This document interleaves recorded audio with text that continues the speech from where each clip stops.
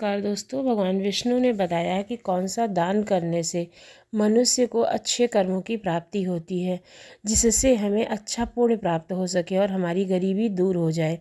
मनुष्य का पूरा जीवन कोई ना कोई दान पुण्य करने में लगा रहता है, ताकि उसका जीवन अच्छा भला चल सके, उसके जीवन में किसी भी तरह की परेशानी ना आए।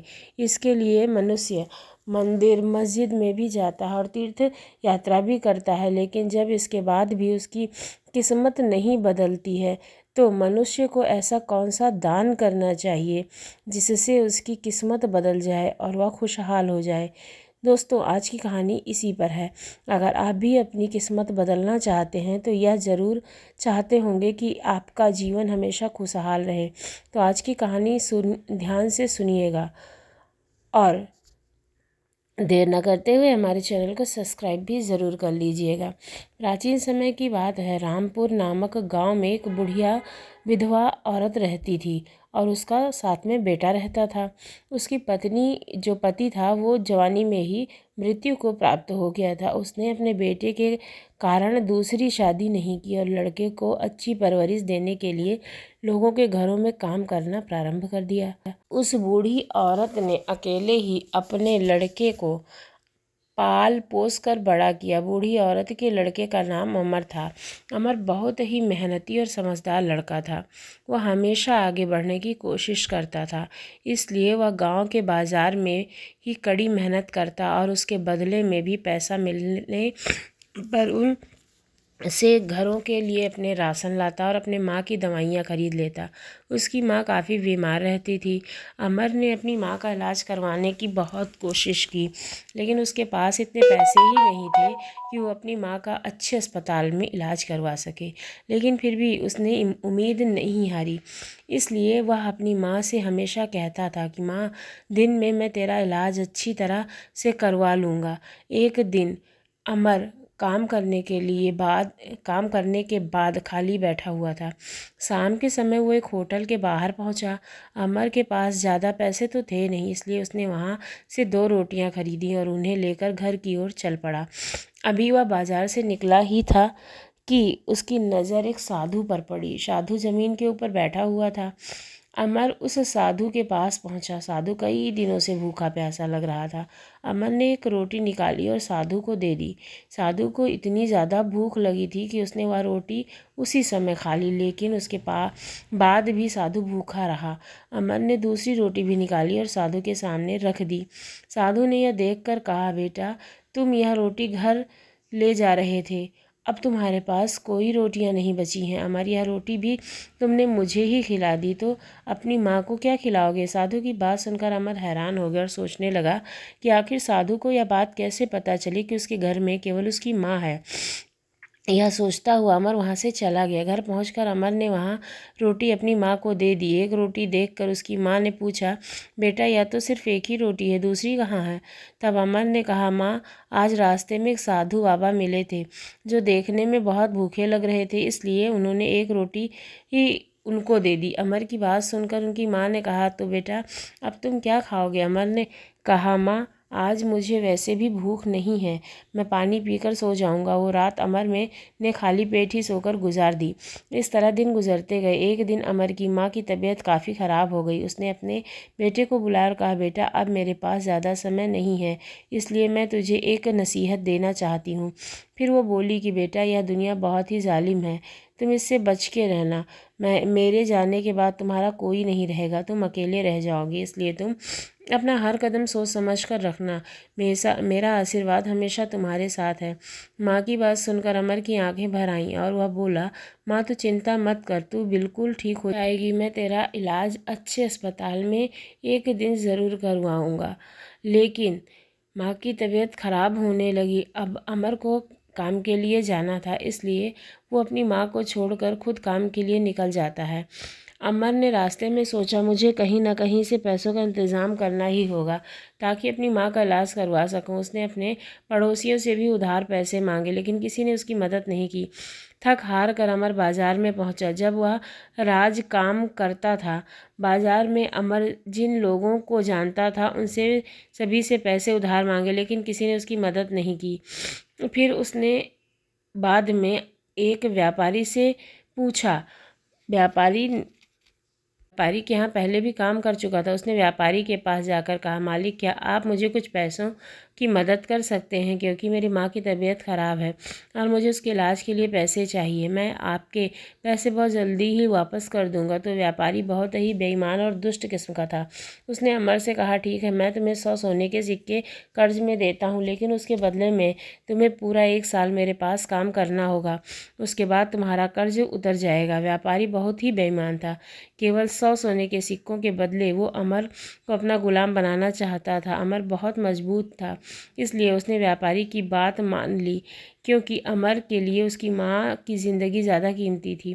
उसके बाद अमर खुशी खुशी यह सोचता हुआ अपने घर चला गया कि जो जल्दी से अपनी माँ का इलाज करवा लेगा।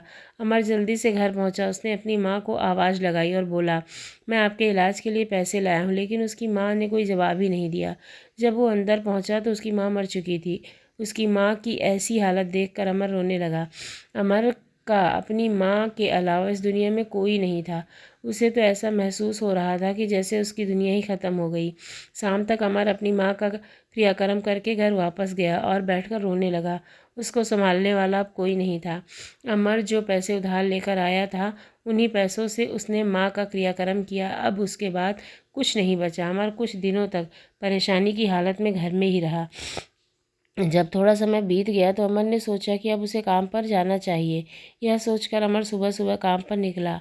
जब अमर बाजार में पहुंचा तो उस व्यापारी ने अमर को देख लिया, जिससे अमर ने पैसे उधार लिए थे। उसने अमर को बुलाया और फिर उस गुस्से में बोला, तू मेरे पैसे लेकर कहाँ भाग गया था? इतने दिनों से तू नज़र नहीं आ रहा था। अमर, तुम मेरे पास काम नहीं करना चाहते हो? इसी समय मेरे 500 सिक्के वापस करो। अमर कुछ कहता इससे पहले उसने व्यापारी के मुख से 500 सोने के सिक्के सुनकर हैरान रह गया और बोला, मालिक, मैं आपके पैसे लेकर नहीं भागा। मैं कहाँ था, इसके बारे में मैं आपको बाद में बताऊंगा। पहले मैं आपको ये बता दूं कि मैंने आपसे 100 सोने के सिक्के लिए थे। लेकिन व्यापारी ने उसकी एक न सुनी और शोर मचाने लगा। कहने लगा कि इस आदमी को पकड़ो, इसने मेरे से 500 सोने के सिक्के उधार लिए थे और अब यह मेरे पैसे वापस नहीं करना चाहता। यह और कोई लोगों को धोखा दे चुका है। जो भी मेरे साथ इसको पकड़ लेकर राजा के पास ले जाएगा, मैं उसे 50 सोने के सिक्के दूंगा। अमर उसकी बात सुनकर हैरान हुआ। व्यापारी उसे बेवकूफ़ बनाकर पैसे हड़पना चाहता था। अमर ने गुस्से में व्यापारी के मुंह पर मुक्का मारा और वहां से दौड़ भागा। कुछ लोग ने अमर को पकड़ने की कोशिश की, लेकिन अमर उसके हाथ नहीं आया और वहां से दौड़ गया। अमर को कुछ समय समझ में नहीं आ रहा था कि वह क्या करे। वह अपने घर भी नहीं गया, क्योंकि वह जानता था कि राजा के सिपाही उसे पकड़कर जेल में डाल देंगे और राजा मेरी किसी बात पर विश्वास नहीं करेंगे, क्योंकि अमर ने कर्ज लेने के समय किसी को गवाह नहीं बनाया था। इसलिए वह जंगल की तरफ दौड़ा। उधर दूसरी तरफ व्यापारी ने अमर के घर पर कब्जा कर लिया। अमर जंगल में दौड़ता दौड़ता थक गया। भूख भी उसे बहुत लग रही थी। वो खाने की तलाश में इधर उधर भटकता रहा, लेकिन उसे खाने को कुछ नहीं मिला। जब शाम का समय हुआ तो अमर को एक जगह रोशनी नजर आई। अमर वहां पहुंचा तो उसने देखा कि रोशनी एक झोपड़ी से आ रही थी। वो जल्दी से उस झोपड़ी में दाखिल हुआ। उसने देखा कि अंदर वही साधु बैठा है जिसने अमर से एक रोटी मांगी थी। साधु ने अमर को देखकर वहाँ कहा, माँ, हाँ बैठो बेटा। फिर साधु ने अमर को पानी पिलाया। उसके बाद उसने अमर को खाना दिया। अमर ने खाने को देखा, फिर हैरान से साधु की तरफ देखने लगा और फिर बोला, बाबा, आपके पास तो खुद के लिए खाने को कुछ नहीं, फिर यह खाना आपके पास कहाँ से आया? तब साधु ने कहा, बेटा, यह सब परमात्मा की देन है और तुम समझ लो कि तुम एक रोटी तुम्हारी परीक्षा थी और तुम उस परीक्षा में सफल हो गए। तुमने उस रात खाली पेट गुजारी और अपनी रोटी मुझे खाने को दे दी थी।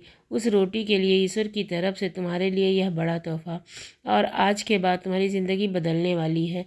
अमर साधु की बातें सुनकर हैरान हो गया। उसने जल्दी से खाना खाया। फिर साधु ने उससे पूछा, बेटा, तुम्हारी यह हालत कैसे हुई? तब अमर ने कहा, बाबा, जब मेरी माँ बीमार थी तब मैंने एक व्यापारी से 100 रुपये उधार लिए थे, लेकिन जब मैं दोबारा उसके पास गया तो वो व्यापारी 100 सोने के सिक्के की जगह मेरे से 500 सिक्के मांग रहा था। उसके आदमियों ने मुझे पकड़ने की कोशिश की, लेकिन मैं वहाँ से भागा और अब तक तो वो मेरे घर पर भी कब्जा कर चुका होगा। अमर की बात सुनकर साधु बोला, जो मनुष्य भगवान के बंदों को परेशान करते हैं वो कभी खुश नहीं रह सकते हैं। लेकिन बेटा तुम परेशान मत हो, मेरी सारी परेशानियां तुम्हारी जल्दी ही मैं ख़त्म कर दूंगा। अब तुम मेरी बात ध्यान से सुनो और यहाँ पर आराम करो।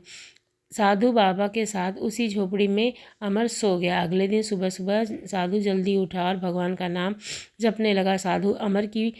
अमर भी साधु की ओर देखने लगा, उसके साथ ही नाम जप करने लगा।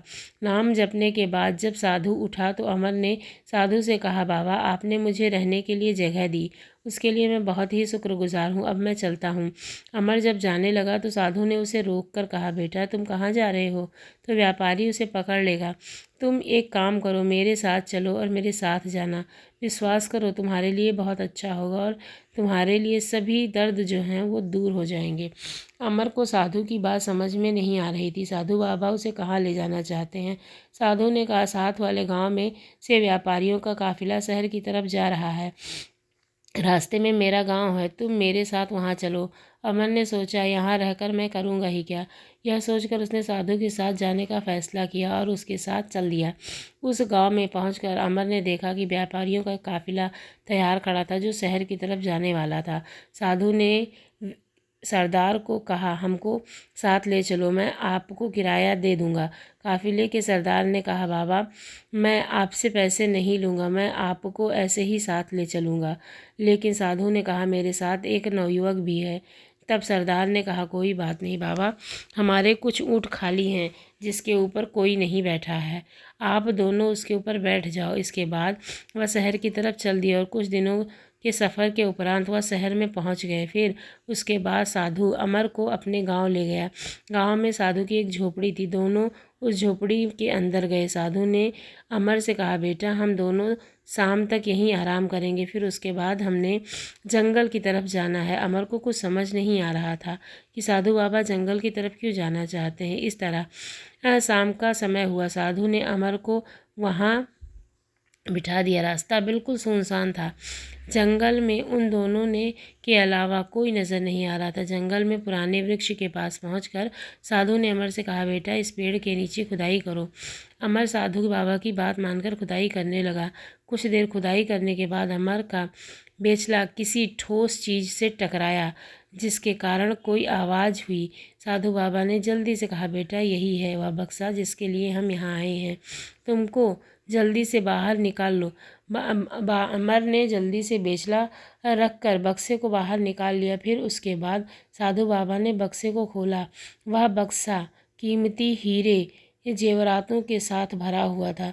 साधु बाबा ने वह बक्सा एक झोले में डाल दिया और अमर को पकड़ा दिया और फिर दोनों वापस साधु बाबा की झोपड़ी में पहुँचे। अमर यह सोचकर हैरान हो रहा था कि साधु बाबा के पास इतने कीमती जेवरात कहाँ से आए और इतना धन होने के बाद भी साधु बाबा कितनी सादगी भरी ज़िंदगी गुजार रहे हैं। साधु बाबा ने बक्सा अमर के सामने रखा और बोला, बेटा इस खजाने का एक हिस्सा गरीबों और ज़रूरतमंदों को बांट देना और उसके बाद जो बच जाए वो सारा तुम्हारे लिए है। साधु बाबा की बात सुनकर अमर चौंक गया। साधु बाबा ने बोला, बाप आप मुझे इतनी धन दौलत क्यों दे रहे हैं? तब साधु ने कहा, बेटा यह खजाना मैंने बहुत वर्षों पहले पेड़ के नीचे दबाया था। मैंने कभी इसको बाहर नहीं निकाला क्योंकि इसमें बहुत बरकत है। यह खजाना मुझे भी किसी महात्मा ने ही दिया था। मैंने यह सोचा था कि खजाना मैं सिर्फ उसको दूंगा जो बिल्कुल नेक दिल हो, भला मानस हो, जो गरीबों और ज़रूरतमंदों का दर्द समझ सके।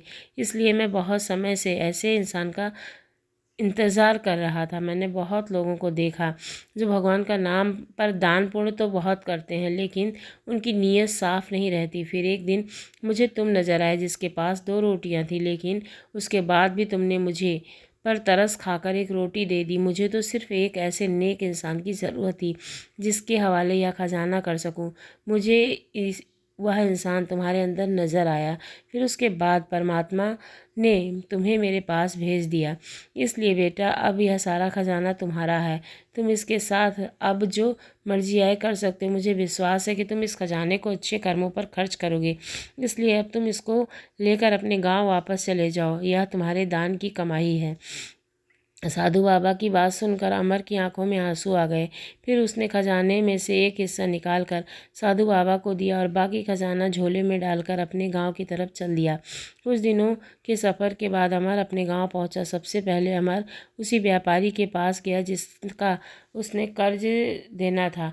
अमर ने बाजार के लोगों को इकट्ठा किया और फिर बोला, मैंने इस व्यापारी से 100 रुपये उधार लिए थे, यानी कि 100 सोने के सिक्के उधार लिए थे, पर मेरी गलती है कि कर्ज लेते समय मैंने कोई गवाह नहीं रखा। अब यह मुझसे 500 रुपये मांग रहा है, इसलिए इसके कहने के अनुसार मैं इसे 500 सोने के सिक्के दे दूंगा और सब कुछ ईश्वर के ऊपर छोड़ता हूँ।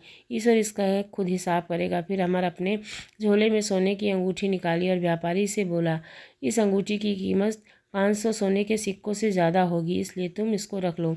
अब भगवान भी जानता है कि मेरे साथ तुमने क्या किया है। उसके बाद उसी बाजार में अमर ने एक दुकान खरीदी और खजाने से कुछ जेवर निकाल कर बेचे और दुकान में कपड़ों का व्यापार शुरू कर दिया। ईश्वर ने उसकी कमाई में इतनी बरकत की कि कुछ समय के बाद अमर बहुत तरक्की कर गया। पूरे बाजार वाले अमर की इज्जत करने लगे। अमर बहुत जल्दी अमीर हो गया। उसके बाद अमर ने एक आलीशान घर खरीदा। अब ईश्वर की रहमत से उसके पास ज़रूरत की सभी चीज़ें थीं। उधर वो व्यापारी जिसने अमर के साथ धोखा किया था, अब उसकी दुकान पर कोई ग्राहक नहीं आता था।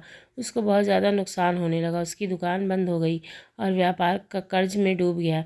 एक दिन वह व्यापारी अमर की दुकान पर पहुंचा और हाथ जोड़कर उससे माफ़ी मांगने लगा और बोला, अमर मुझे माफ़ कर दो, मैं तुम्हारे साथ बहुत गलत कर रहा था, जिसकी सज़ा मुझे ईश्वर ने दी है, इसलिए भगवान के लिए तुम भी मुझे माफ़ कर दो। अमर बहुत ही रहमदिल और नेक था। उसने उस व्यापारी को माफ़ कर दिया और अमर ने जो 100 सोने के सिक्के बढ़ाकर व्यापारी को दिए थे वह भी उसने माफ़ी कर दिए और व्यापारी को उसकी दुकान पर ही रख लिया। एक दिन अमर अपने घर में बैठा था, तभी उसे खजाने का ख्याल आया। उसने अपने घर में ही छिपाया हुआ था, जिसमें से वह उसने सिर्फ थोड़ा सा खजाना ही इस्तेमाल किया था और भगवान में उसने बरकत की थी। तब खजाने भी अमर की ज़रूरत ना पड़ी। अब अमर समझ गया था यह भी ईश्वर की एक परीक्षा थी। फिर अमर ने सोचा कि अब तो इस खजाने को इस्तेमाल नहीं करेगा, बल्कि किसी ऐसे इंसान को देगा जिसके दिल में लोगों के लिए दया होगी और जो सच में ज़रूरतमंद होगा। अब अमर के पास पैसों की कमी नहीं थी, इसलिए अमर ने उस खजाने को नहीं लिया। गांव से दूर जंगल में चला गया और पुराने वृक्ष के नीचे उसको दबा दिया। फिर साधु बाबा की तरह एक ऐसे इंसान की तलाश करने लगा जो नेक दिल हो। अमर को अपने व्यापार में से कुछ भी बचत उसमें से बहुत ज़्यादा गरीबों को बांट देता था। एक दिन अमर मामूली से कपड़े पहनकर बाजार में बैठा था कि किसी व्यक्ति को ढूंढने लगा और खाने के लिए उसे एक रोटी दे सके। इस कहानी से हमें ये शिक्षा मिलती है कि नेकी कभी भी खाली नहीं जाती है। अमर के पास खुद के लिए खाने के लिए कुछ नहीं था और उसकी माँ बीमार थी, लेकिन उसके बावजूद उसने भूखे साधु को खाना खिलाया, ज़रूरत समझी। अमर ने अब सब कुछ बिना किसी लालच के किया था। इसलिए जब मनुष्य किसी से किसी की मदद करता है तो परमात्मा उसके ऊपर ज़रूर रहमत करता है। अमर की दान की हुई एक रोटी की कीमत बेशुमार खजाना था, जिससे अमर का भाग्य बिल्कुल पलट गया। तो आप भगवान विष्णु कहते हैं कि हमें इस कहानी से ये सबक लेना चाहिए कि मनुष्य ज़्यादा दौलत होने के कारण कभी बड़ा नहीं होता, बल्कि जब तक उसके अंदर लोगों की मदद करने का जज्बा ना हो वह कभी बड़ा आदमी नहीं बन सकता। मनुष्य भी कभी की गई छोटी सी नेकी उसे आसमान तक पहुंचा सकती है। शायद हज़ारों दान पुण्य करने के बाद भी वो नहीं मिलता है। इसलिए जब भी कभी मौका मिले किसी फल की इच्छा के बिना किसी ज़रूरतमंद की मदद करके देखो। जब हम किसी की मदद करते हैं तो हमें अंदरूनी शांति मिलती है और वह वही शांति है जिसके लिए मनुष्य हमेशा भटकता रहता है। तो संगत जी, उम्मीद करती हूँ आपको ये कहानी पसंद आई होगी। अगर कहानी पसंद आई है तो हमारे चैनल को लाइक करें, शेयर करें और सब्सक्राइब करना बिल्कुल ना भूलें।